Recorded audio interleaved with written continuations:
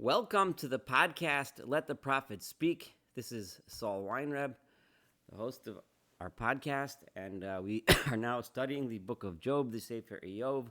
We are at Perek Lamed Daled, which is chapter 34, and we are in the middle of reading Elihu's speech, Elihu's response to Eov.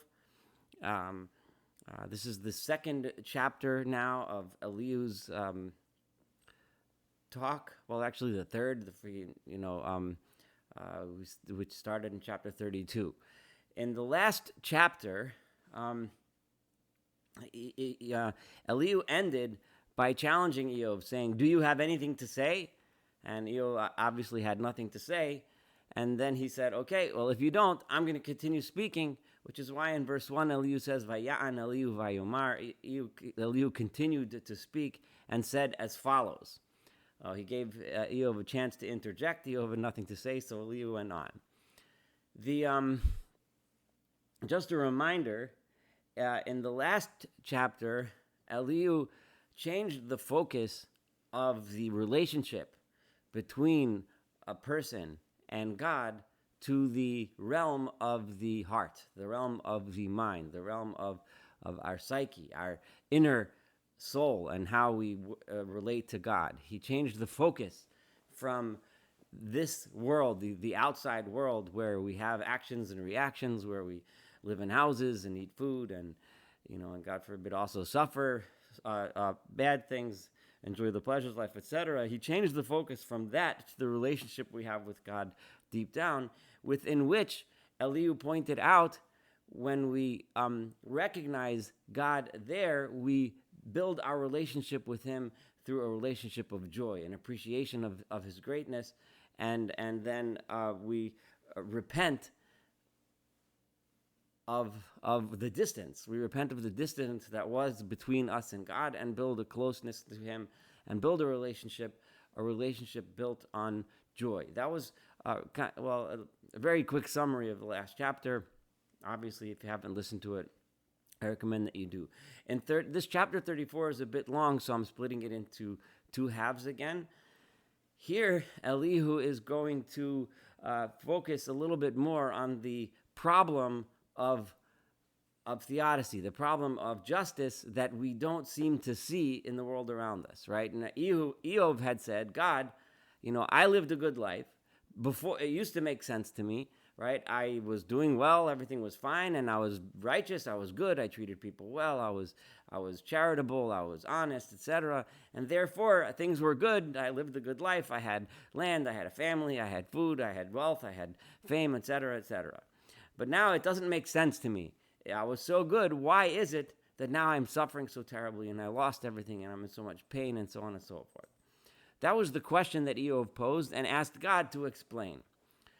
Elihu is going to continue to address, and he's going to carry Eov's conclusions to their conclusion. He's going to carry Eov's claims to their conclusion, and that is it sounds like Eov is only looking at the rewards we receive in this physical world around us, right? And the only way I can understand the value of the worship of God is based on the material benefits that I get and the material pain that I avoid, which then you would be accusing God of being completely unjust, because we see many people who live just and righteous lives suffering, and vice versa. We see many people who don't live just lives who seem to be prospering. In that realm, it would appear to be that God is completely unjust, and in that realm, Eov is left with the question, confounded. So Elihu is addressing that. But let's read what he says. Shimu chachamim miloi. May intelligent people, right, smart people or wise people listen to my words. Elihu is emphasizing over and over again that I am trying to give you wisdom, something beyond, right, what you see immediately with your own eyes, the simple understanding. I want you to think beyond that. I want you to be wise about it. Remember, near the end of Eov's monologue, Eov asked for chachma. He asked for wisdom. He asked for bina. He asked for understanding. Elihu is now saying, I'm going to provide chachma. I'm going to provide bina to you. Just listen. Because if you're wise, you'll listen. Most people don't see this, but if you're wise, you will. V'yodeim, those who know, those who have knowledge, ha'azinu li, I want you to listen to me. Ki ozen milin tifchan. Because if you're careful, if you listen, right, your ears, right, can understand, and tivchan means you can check out arguments, you can test them out, the words, right? If you listen carefully, you can analyze the words, right? So don't just hear something and take it, or just hear it and analyze it. Does it make sense? Does it work? Etc. Just as the tongue tastes food, right? You can take food and just swallow it, or you can take it and chew it and taste it and enjoy the flavors, etc. So I don't want you to just listen to what I say, but I want you to listen and think about it. So then he starts in verse 4, and he says, Mishpat nivchara lanu. Mishpat, justice, has been chosen for us. Now, what that means here is that we as human beings, right, assume that things have to be just, right? In other words, justice is something that we accept as a baseline. Now, exactly how you define justice is a different question. But there's this basic assumption among human beings, that among people, among society, that justice is something appropriate, something we should strive for. There aren't too many people who would say, I don't believe that justice is important. Obviously people, like I said, will debate what exactly what justice is and what is just and what is not.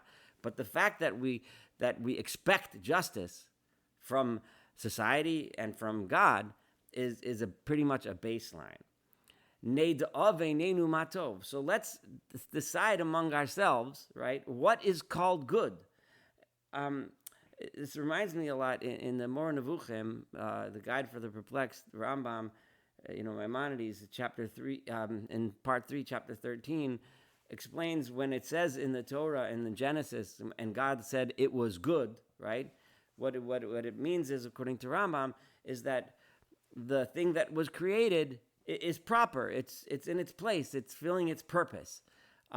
Here, what Eov is not what Elihu is saying is that we expect justice. Mishpat nivchar alanu. Mishpat has been chosen for. We expect justice. So let's see what is good, right? What is proper? What is what is proper justice? How does justice work? How does justice look? And why do I want to analyze this? Verse 5. Ki Amar Eov, because Eov said Sodakti. Eov says, I was righteous, right? And Elihu is not doubting that. This is one of the important things when we read Elihu is we need to see where he differs from the three friends. The three friends told Eov, because they had the simple-minded idea of justice, so therefore they said, well, if you're suffering, you must have been evil.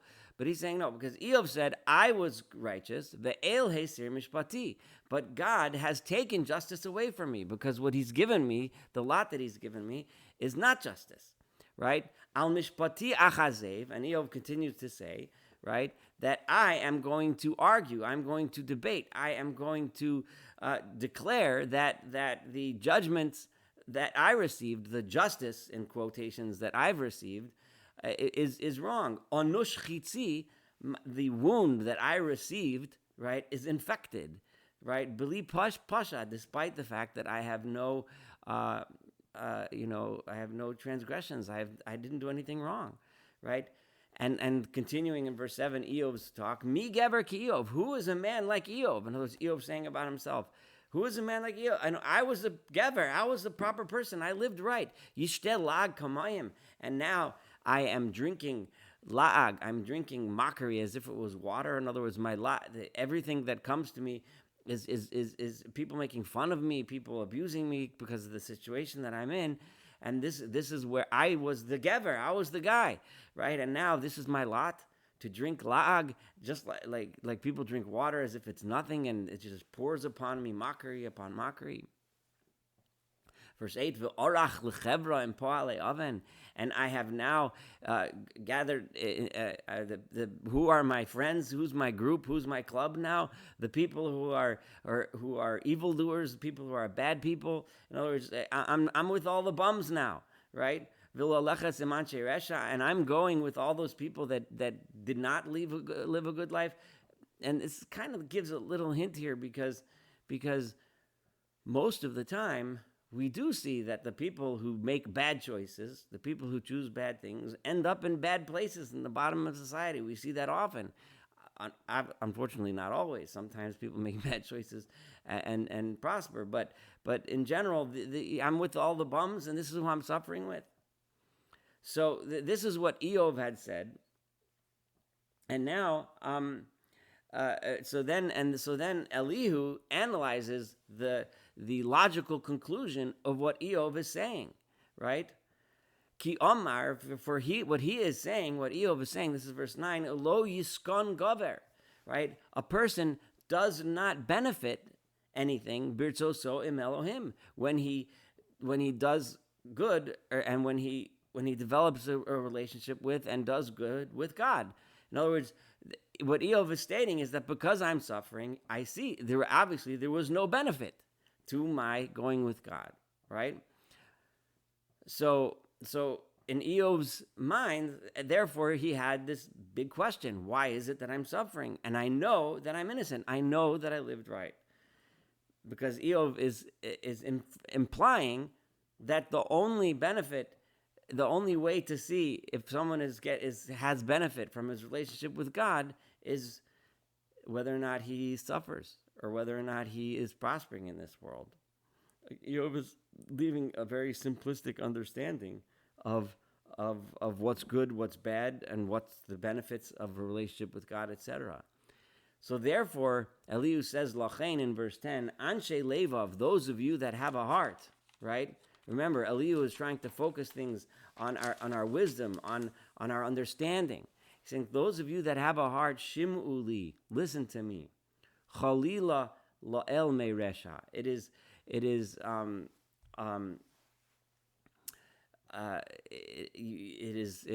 abhorrent to associate God with evil, right? With injustice, v'shadai me'avel, and claim that God is someone that does wrong, that someone that does bad, right?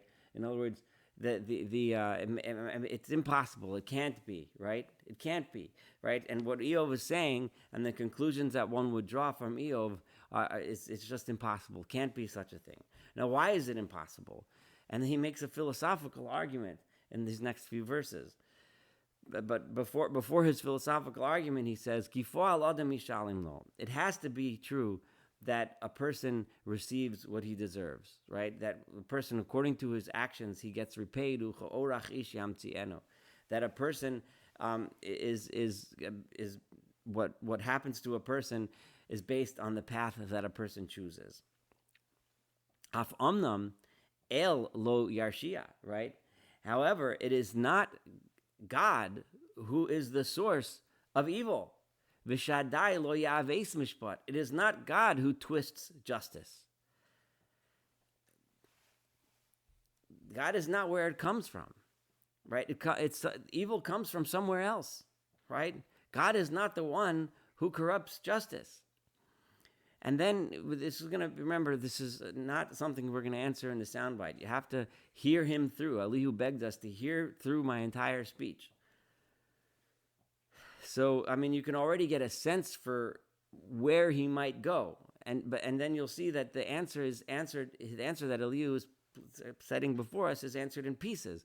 In the last chapter, he told us about the internal relationship that one has with God, that brings joy when one is close with God, and that brings anxiety and suffering that tears a person apart when one is far from God, right? When one is always afraid of the next bad thing that could happen. Here he is pointing out that God is just, but the source of injustice is not God. But then now he's going to present that argument. He's going to develop it with a little more detail. Mifakad olav arza, right? This is 13. Did anyone appoint God to tell him to create the world, right? In other words, God didn't create the world because he was a paid laborer by some other entity, God the God the boss, and then God the second, and he was told, okay, make the world. In other words, he didn't create the world because he was told to. Umisam tevel kula. So who's the one that created all of everything? And if you wanted to be a polytheist and say that, yeah, God was hired by another one, well, who's the one that created everything, right? That's the God that we're discussing, the one who created everything, right? The point being that God created the entire universe. He created the entire universe from his own will, right? Not because he was told to, not because of any other reason other than his own will. The act of creation itself, the sustainment of the entire universe itself, is the act of supreme justice. Im yasim a lovely bow. If God would for 1 second, right, decide, decide, in other words, it would be God's will to do so, rucho v'nishmaso elav ya'asof, right? He can bring back the spirit and breath that he breathed into this world, the life that he inserted into this world. And when I say life now, I don't specifically mean life as in biological life, but the energy and life that permeates and gives sustainment to the entire universe. Could in 1 second, God could bring it back to himself. God is the one who sustains this world, creates this world, and makes everything go around, right? In a second, he can decide to undo all of that. In other words, he does it because he wants to. Yigva, and what would happen if he decided to stop? Yigva kol basar yachad, all of flesh, every living being would immediately disappear, would immediately pass away. And humanity will just be dirt like they were before. So if you understand this, he says, verse 16, and I want you to listen to this with understanding. Think about that whole concept. Think about the idea that God is the creator of the universe, right? And if he creates the universe, it doesn't make sense to state, right, that he created the universe to be unjust. It just doesn't make sense. Ha'azina l'kol milai. I want you to listen carefully to the sound of my words, is the literal translation. L'kol milai. In other words, don't just listen to my words, but analyze them, think about them. And then he continues his argument. Ha'af sonei mishpat yachavosh. If someone hates justice, would he be the ruler? In other words, if God decided to create this world, this is his philosophical argument, right? And he is the ruler of the world. He's the creator of it all. He made it all. Would he be one who hates justice, right? Would he create a world that has no system of justice in it whatsoever? A world that is completely random? Everything about the world speaks order. V'im tzadik kabir tarshia. Are you going to say that the one who is obviously the great and mighty paragon of justice, in other words, God himself, and I don't mean that in a sarcastic way, I mean that for real, Tarshia, you're going to make him evil? You're going to claim that he has no sense of justice?